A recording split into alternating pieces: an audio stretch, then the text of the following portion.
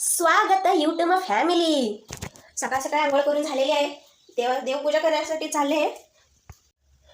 हे बघा देवघरातील नारळ किती उंच आलेला आहे.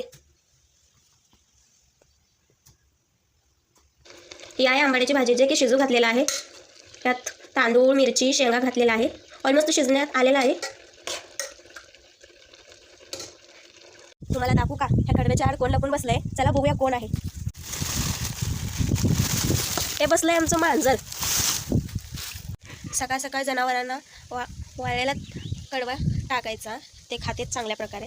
चलो